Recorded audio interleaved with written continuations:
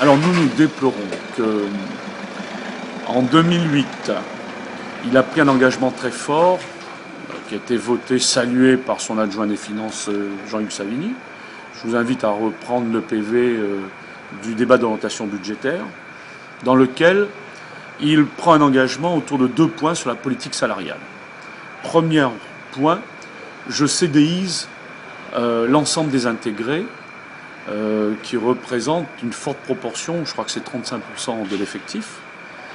Et je mets en place une politique de rattrapage des salaires, puisque en 42 ans de pouvoir, tous les employés communaux non titulaires n'ont pas connu d'augmentation, qui partait de 5% à une augmentation de 35% en fonction de leur ancienneté de plus de 6 ans jusqu'à 35 ans d'ancienneté, et qui allait coûter aux alentours de 600 000 euros, entre 500 et 100 000 euros par an.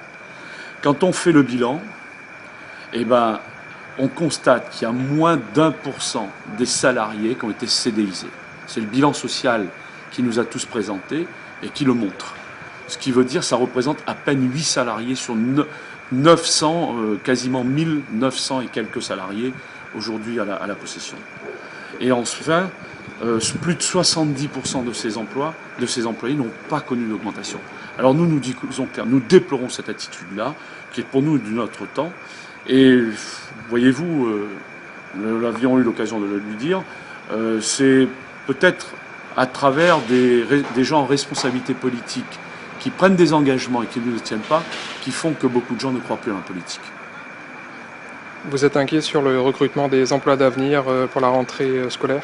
Alors, notre inquiétude, elle porte sur le fait que, encore une fois, il utilise des méthodes, pour nous, qui est d'arrière-garde, et qui ne sont plus à l'ordre du jour, puisque nous sommes à quasiment 9 à 8 mois des élections.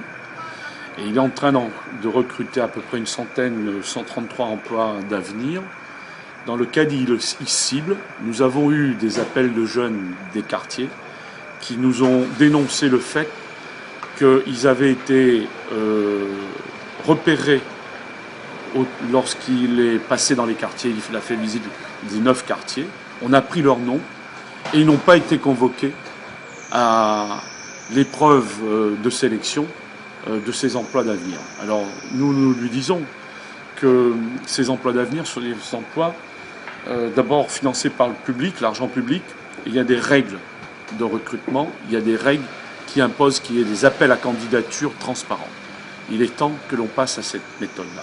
Et enfin, sur le recrutement, nous déplorons qu'il n'ait aucunement fait appel à nous, les conseillers municipaux d'opposition, pour être dans le jury et procéder de façon transparente à l'emploi d'avenir. Alors nous disons très concrètement, il ne faut pas qu'ils perdent de vue que ces emplois d'avenir, qui ont vocation de travailler dans le périscolaire, doivent être des gens d'une compétence extrême, obligatoire, pour éviter qu'on prenne encore en otage nos enfants, comme ça a été le cas à la rentrée d'août dernier, vous vous souvenez, sur ce manque d'emplois aidés, parce qu'il avait promis et puis il n'a pas été capable de recruter. Ça concernait quand même toutes les communes l'année dernière.